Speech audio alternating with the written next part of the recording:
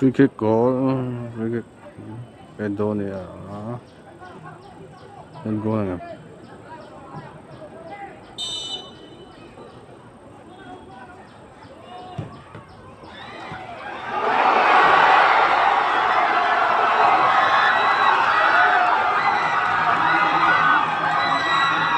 Goal na.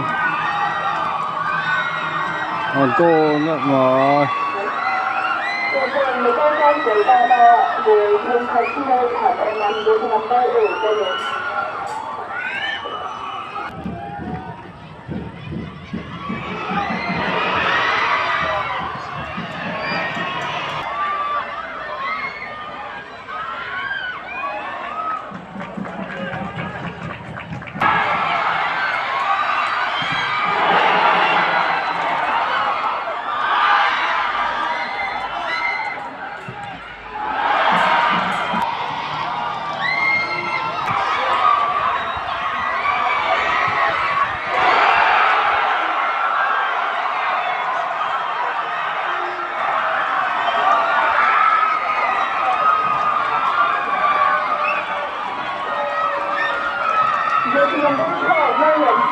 手个能够刚写对不对呀？